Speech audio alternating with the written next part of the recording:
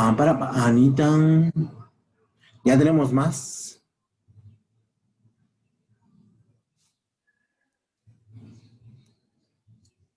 Buenas tardes, buenas tardes.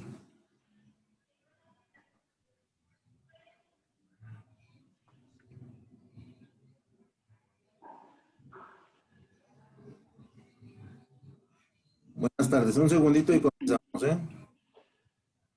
Buenas tardes. Hola, buenas tardes. ¿Ya comieron? No, No se queden tanto sin comer. todavía no.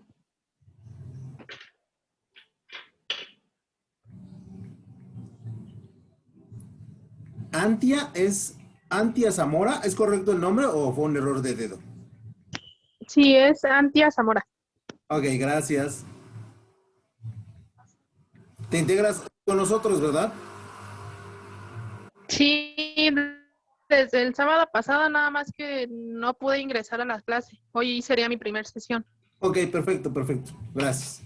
Bueno, vamos a comenzar porque los temas son largos y bueno, en la plataforma ya están los dos temas, así que para que los puedan checar, así que con el detenimiento que ustedes gusten. Voy a compartir pantalla y vamos a ver, debe ser este. Y si tienen duda, levantan su manita ahí ¿cómo se llama? En las reacciones, ¿no? Para que puedan, decirme si necesitan algo, si no está claro, o en el chat si tienen alguna duda, ¿sale? Aquí estamos. Y vamos a, empezar. Por ahí sale ya el chat. Bueno, vamos a empezar a compartir la pantalla completamente. Ok, y voy a quitar el Ok, Ilian López, perfecto. Espero que todos me escuchen bien.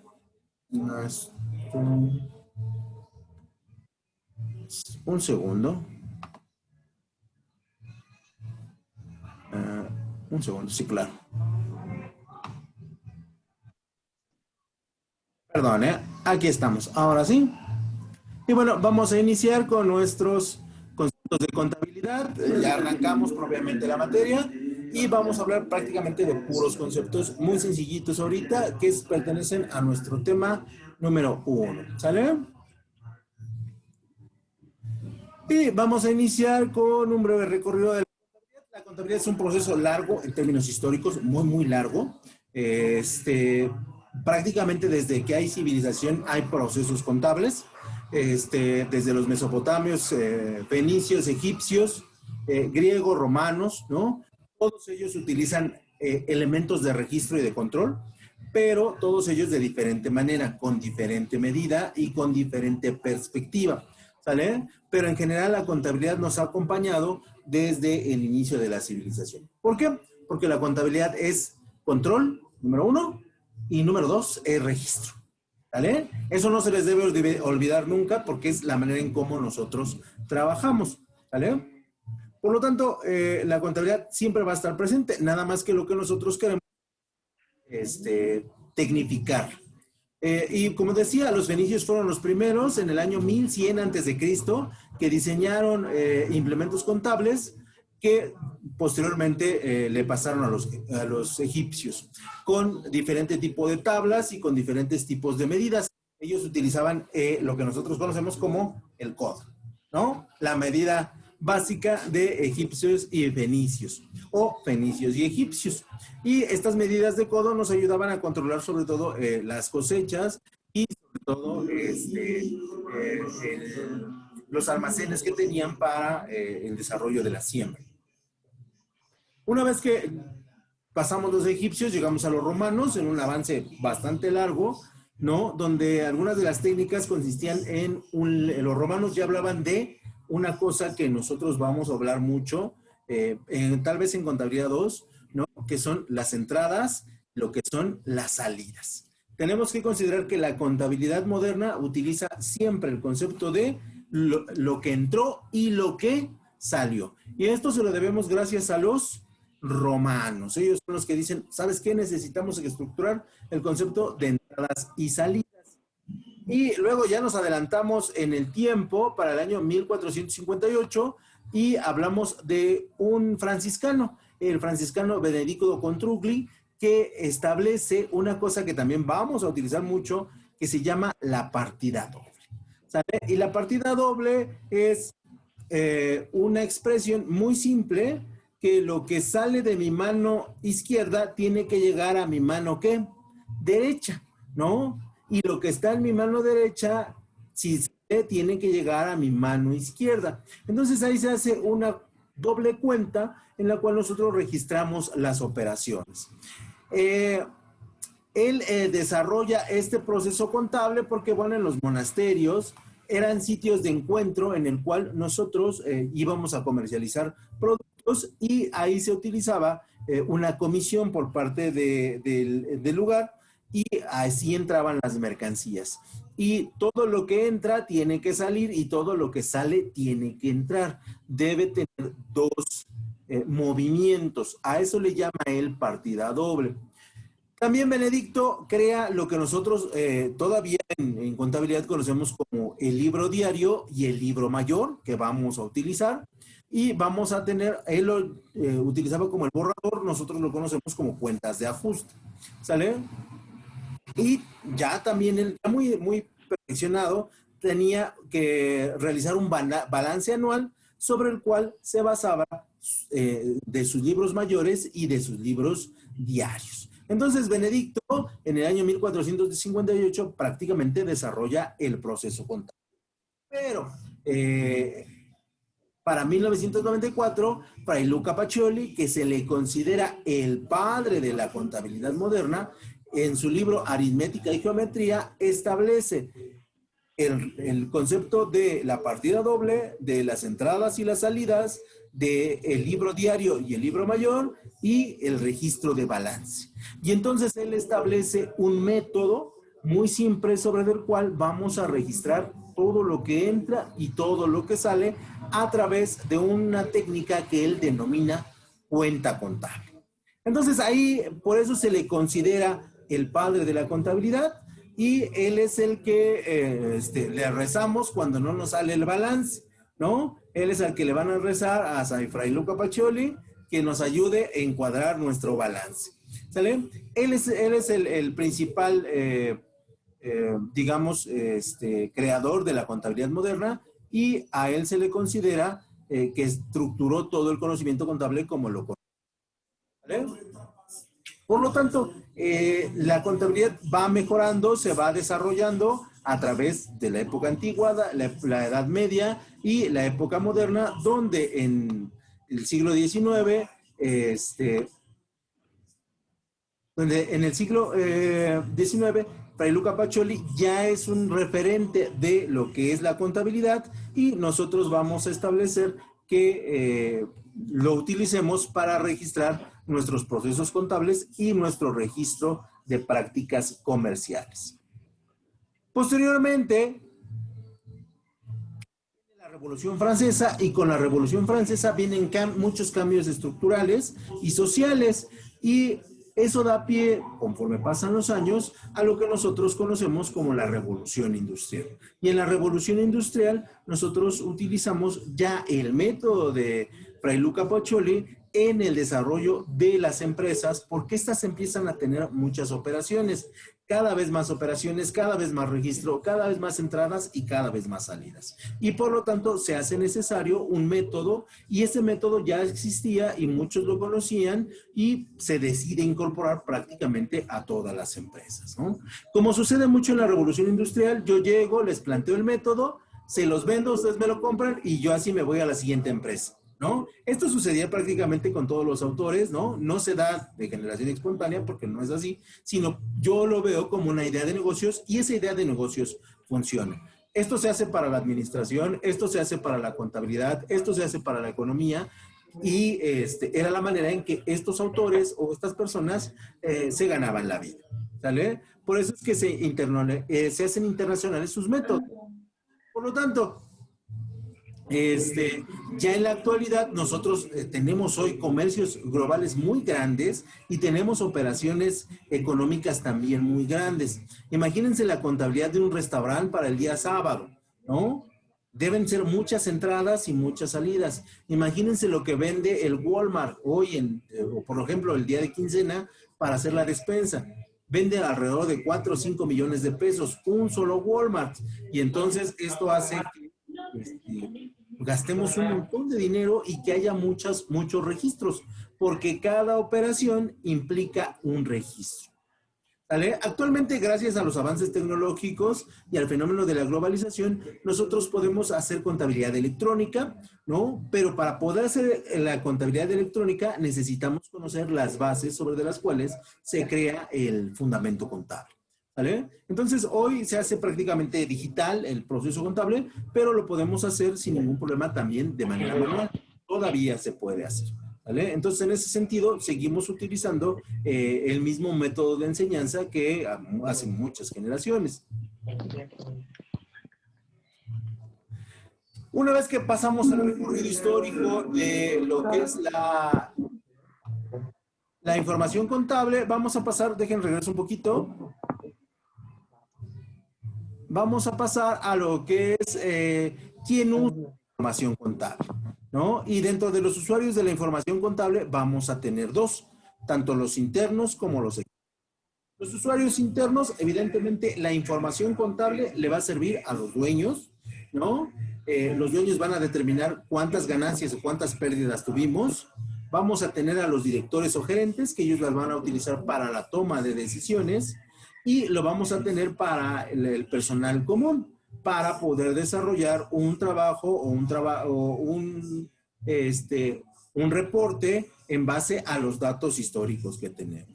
Entonces, el uso de los números es bien importante que sea preciso y sea exacto para que nosotros podamos tener buena información contable y podamos tomar buena decisión financiera y podamos utilizar dichos números para ejercer otros trabajos, ¿no? Entonces, es ahí que la contabilidad se vuelve muy importante y esta contabilidad nos sirve a nosotros como administradores en la toma de las decisiones. Y después vienen los usuarios externos y dentro de los externos vamos a tener a los inversionistas. Si ustedes quieren invertir alguna vez en algún negocio, lo primero que tienen que ver son sus balances generales. Si no hay balances generales, no podemos invertir en una empresa, no podemos invertir en un negocio, ¿no? Luego vienen los analistas financieros, que son los que determinan los préstamos, porque muchas de las empresas viven a través de los préstamos para que su negocio crezca. Y entonces, si no vemos sus reportes contables, si no vemos sus estados financieros, tampoco les podemos dar sus préstamos. Después tenemos a lo que es ya el mercado de los prestamistas, gente que nos presta dinero a cambio de intereses. Luego tendríamos a los proveedores, ¿no? Donde hay proveedores que ven los números que presenta la empresa y dicen, ¿sabes qué? ¿Sí le vendo o no le vendo, no? Porque hay ocasiones en que las empresas no pagan, ¿no? O sea, parecería poco común, pero es más común de lo que ustedes creen. Hay empresas que tardan mucho en pagar. Y evidentemente los clientes. Los clientes, cuando vemos los números, hablamos de empresas exitosas o hablamos de empresas que están apenas sobreviviendo. Por lo tanto, la información contable la utilizamos prácticamente todas las personas. Después, lo que nosotros vamos a tener es, dentro de otros tipos de usuarios de la información contable, un segundo porque se...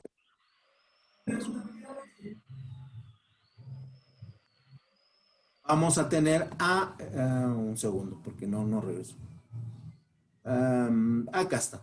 Vamos a tener al gobierno. El gobierno le urge la información contable porque a través de ellos cobra impuestos, lo que es el margen de utilidad, y todas las compensaciones de los trabajadores, todos los impuestos que emanan de ellos. Los competidores también van a ver nuestros números para saber qué estamos haciendo bien y qué estamos haciendo mal, ¿no? Los medios de comunicación, porque hablar de buenos números habla de empresas exitosas, y empresas exitosas es hablar de buenas marcas, y a la inversa.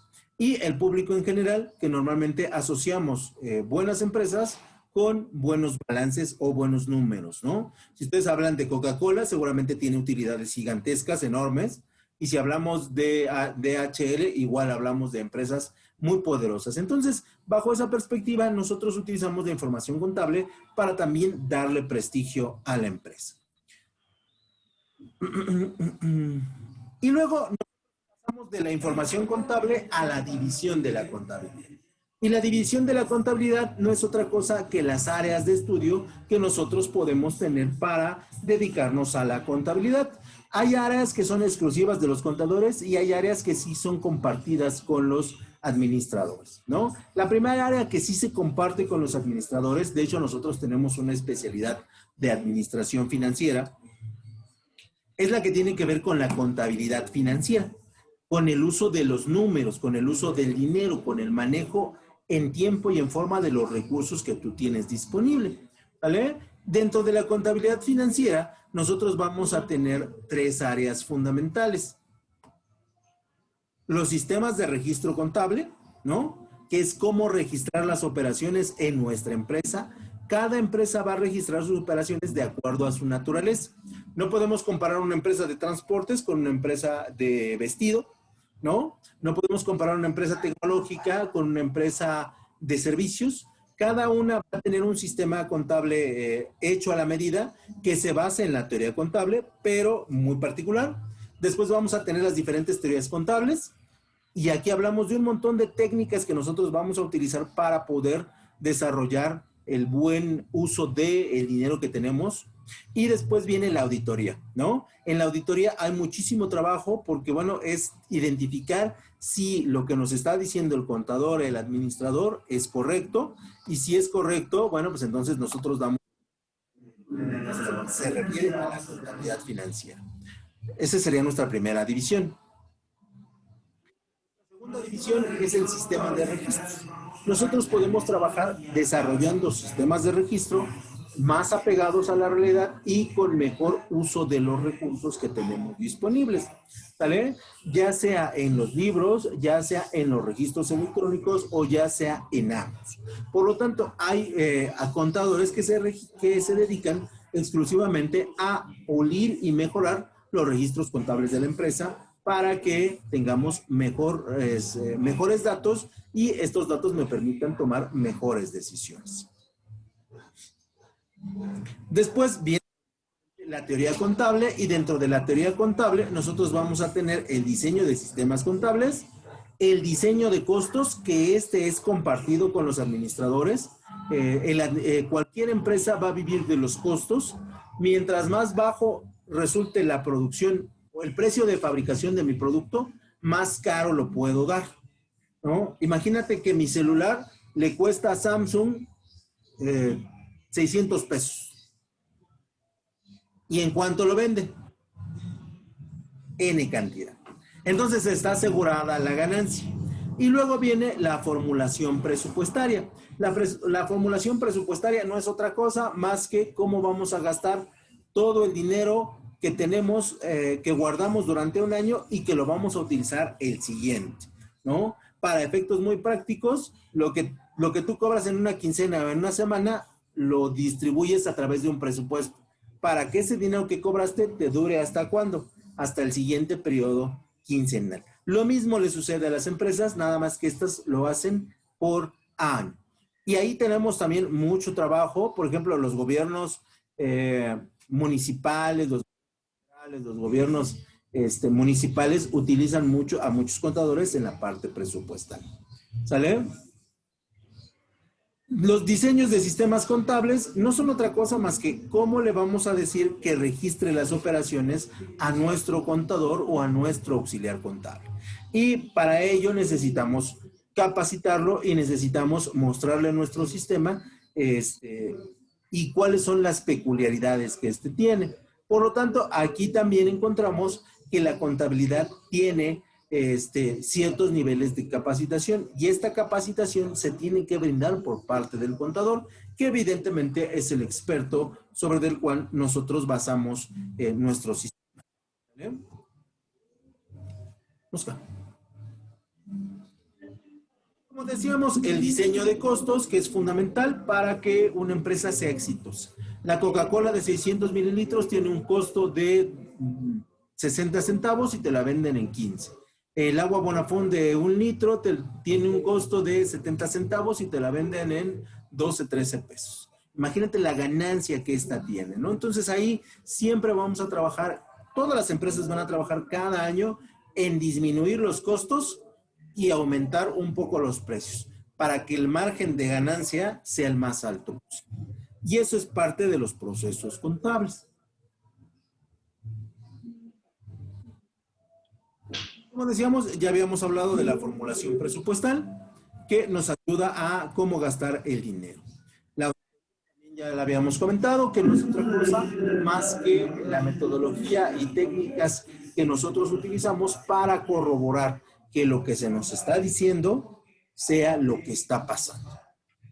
Normalmente cuando le preguntamos al contador cómo va la empresa, te va a decir bien. Cuando le preguntamos al administrador cómo va la empresa, te va a decir muy bien.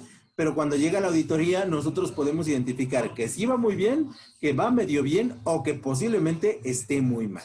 Entonces, todas las empresas, por seguridad, por aseguramiento de resultado, tienen que llevar a sus auditores. Y estos auditores van a identificar en qué estamos fallando como administradores o como contadores o ambos y poder hacer la corrección.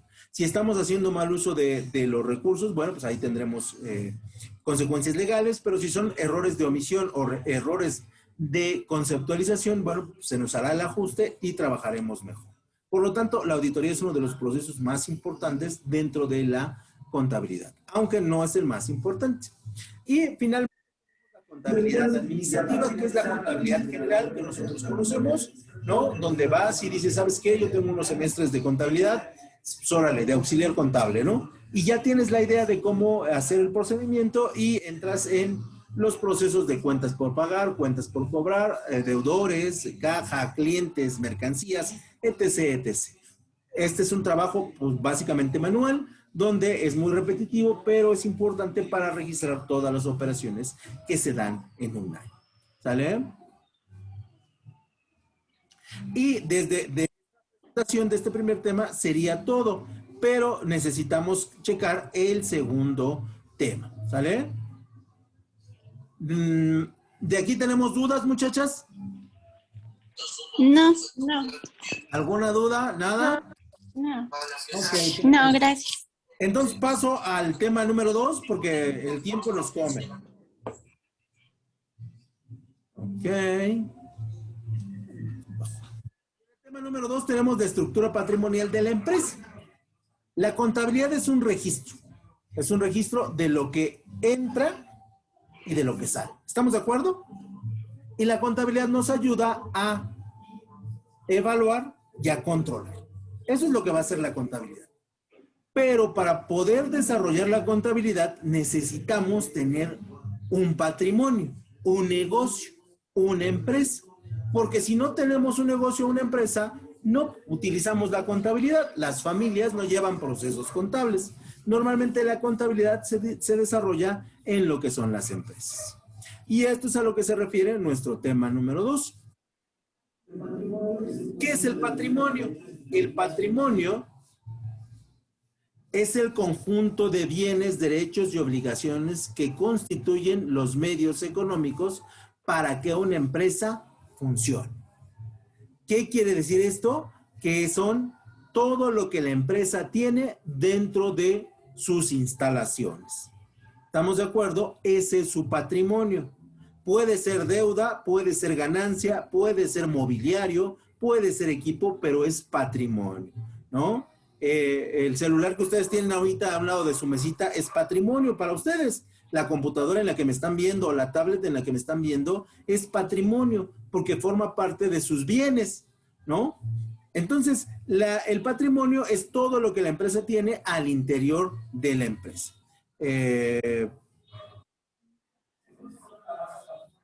Un segundo. Después vamos a tener lo que nosotros conocemos como la masa patrimonial. La masa patrimonial se considera el conjunto de elementos patrimoniales con características homogéneas, es decir, con la misma función económica o financiera. Esto es, ustedes tienen su computadora, su tablet, su televisión inteligente y su celular. Esa es la masa tecnológica patrimonial. ¿Están de acuerdo?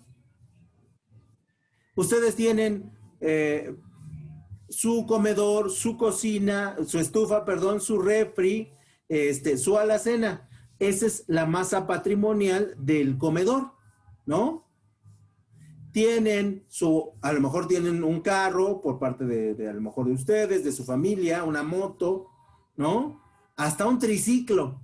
Y esa es la masa patrimonial de equipo de transporte. ¿Estamos de acuerdo? Entonces, las masas patrimoniales son los contenidos que nosotros tenemos, que son bienes o son propiedades. Ustedes tienen a lo mejor un departamento y una casa, entonces tienen una masa patrimonial de terrenos o casas. Maestro, ¿a qué se refiere con características? Tiempo. Un segundo. Es que por ahí no escucho. Adelante. Sí, preguntaba yo, ¿a qué se refiere con características homogéneas? Homogéneas. O sea, ya comprendí lo que es la masa patrimonial, pero ¿a qué se refiere con características? Que tengan un mismo funcionamiento, un mismo uso, que se puedan utilizar para las mismas características. Si bien es cierto, la computadora tiene similares características que tu celular, que tu tablet, ¿no? E incluso algunas televisiones también tienen estas características similares. Claro que nosotros utilizamos todas estas herramientas tecnológicas para complementar nuestro trabajo. Lo mismo le pasa a las empresas, por eso se le considera que son homogéneas, ¿no? Que son de características similares. Acuérdate que lo homogéneo es una característica que tienen las cosas que están formadas por elementos comunes, ¿sale? Lo homogéneo es común. ¿Estamos de acuerdo? A eso se refiere con tener características homogéneas, características comunes. Un terreno es similar a una casa o a un departamento. Finalmente es un espacio que te pertenece. ¿Sí? ¿Sí? ¿Sí queda claro? Ok, entonces continúo para seguir. Continúo la exposición.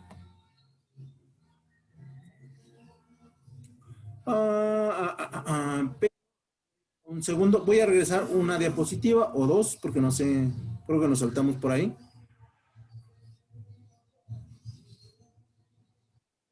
Decíamos que la masa patrimonial son elementos homogéneos que utilizamos dentro de la organización. Y dentro de las masas patrimoniales, nosotros las vamos a dividir en lo que son los activos, que es una masa que ocupa un conjunto de bienes y derechos que la empresa tiene como su estructura económica, dinero, carros, casas, joyas, porque en la empresa puede haber joyas, ¿no? O sea, a lo mejor las podemos tener ahí para empeñar, equipo de cómputo, mobiliario y equipo, ¿no? Los escritorios, las computadoras, el mismo producto es parte del activo, ¿sale? Las mercancías y el dinero que tiene la empresa es una masa que se le considera activo. El activo es todos los patrimonios que nosotros tenemos que podemos utilizar en forma inmediata, ¿vale? Es dinero que nosotros, es algo que podemos transformar en dinero, ¿no? Yo tengo un reloj y lo puedo vender y lo puedo transformar ¿en qué? En dinero. Yo tengo un celular, ¿no? Que lo puedo transformar en dinero, lo puedo vender.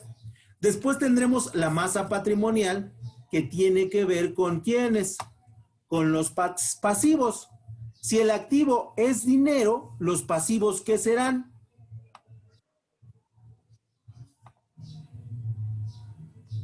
Gastos. Gastos, efectivamente. Entonces, los activos son dinero y los pasivos son gastos o deudas. Seguramente ahorita tienen pasivos ustedes, ¿no? Bueno, también yo, ¿no? Como toda la gente. Estamos activos, porque es parte de la estructura económica. Entonces, el pasivo es lo que nosotros consideramos como la masa patrimonial agrupa obligaciones de pago. ¿Vale?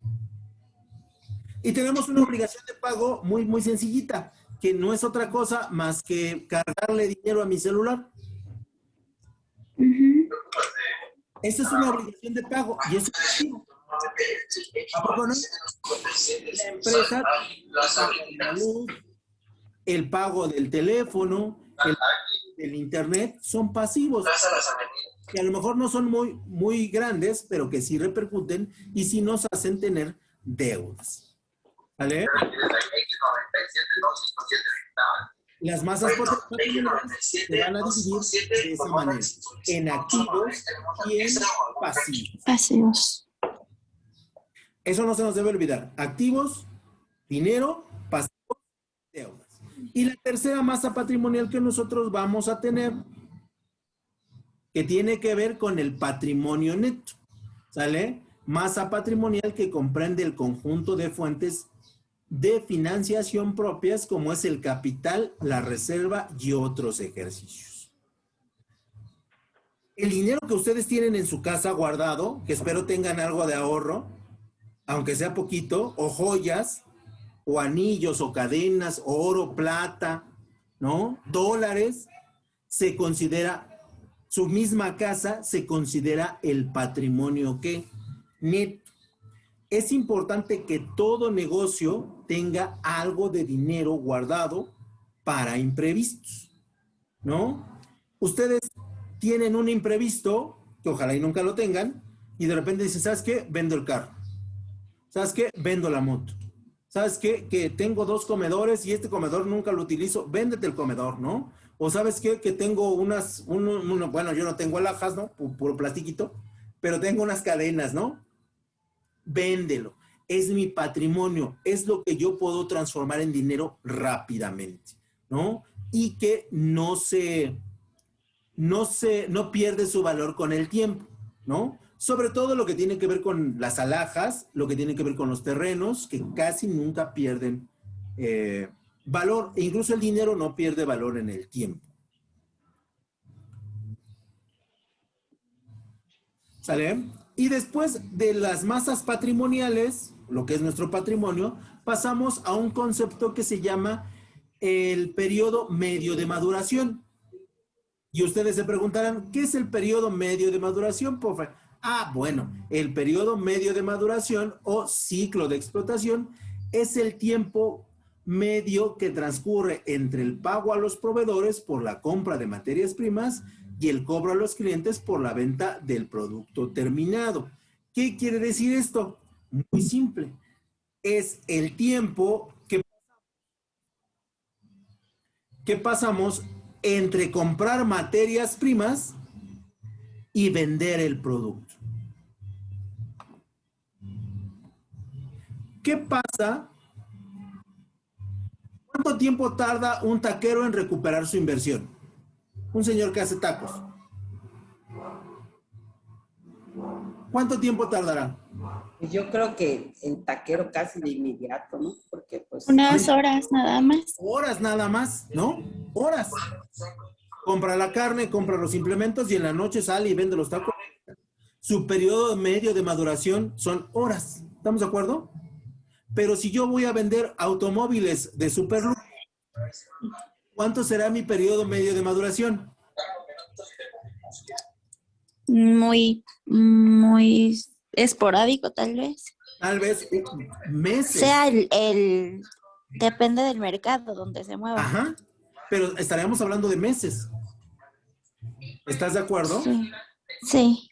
Entonces, siempre es importante considerar este concepto contable porque de repente queremos entrar a productos que tardan mucho en regresar la ganancia. Y hay productos que de inmediato, ¿no? La gente que hace comida, normalmente su periodo medio de maduración es que... Pero los que hacen productos ya muy elaborados, su periodo medio de fabricación es largo. No sé si me explique.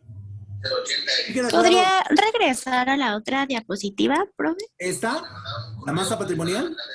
No, a la de donde viene bien la explicación del periodo medio de maduración. Esta. Sí, Da un segundo. Es, nada más deja que era este. sí. ¿Sale? Y entonces, Gracias. sí, de nada. Más que nada. Lo que nosotros necesitamos es tener productos que sus medios, sus promedios medios de maduración sean ¿qué? Cortitos. Esa es una idea de negocios y esa es una idea de emprendimiento. Si algún día quieren poner un negocio, que la inversión se recupere a más tardar en días. Esa es una regla de los Sí. negocios. ¿Vale? Entre el pago a las horas. Porque recuerden que los administradores tendemos a crear negocios. Esa es una expectativa que nosotros debemos de generarnos en el corto plazo. Que ustedes tengan su negocio. Puede ser que sea un negocio pequeñito, puede ser que sea un negocio que dé poquito dinero, pero finalmente que eso pónganselo como una meta. ¿Vale? ¿Continúo? Sí. Ok. Entonces, un segundo. Entonces, una vez que tenemos el periodo medio de maduración, vamos a encontrar las etapas del ciclo de la explotación. Y dentro de las etapas de los ciclos de explotación, vamos a tener el periodo medio de aprovisionamiento. ¿Qué es el periodo medio de aprovisionamiento? Bueno, el periodo medio de aprovisionamiento, por el trabalenguas, es el tiempo que pasa desde que las materias primas son compradas hasta que éstas se introducen en los procesos productivos. ¿Vale? El mismo ejemplo del taquero. ¿Cuánto tiempo tarda? Horas. Y entonces las materias primas no se desperdician. Y de hecho, incluso si se le queda la carne, no se desperdicia porque se la come la familia, ¿no? O sea, no hay desperdicio. Y ese es uno de los grandes secretos porque los taqueros son tan exitosos. ¿Vale? Por lo tanto, el PMA, que no es otra cosa más que el periodo medio de aprovisionamiento. Profe, ¿se escucha la interferencia? Sí, sí se escucha. Sí se escucha un poquito. ¿Ve? Entonces, el PMA, el periodo medio de maduración,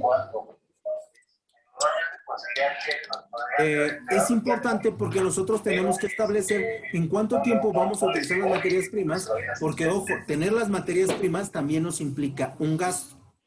Ustedes tienen, imagínense que compran el súper y tener el refrigerador lleno implica un gasto, porque requiere más tiempo para enfriar.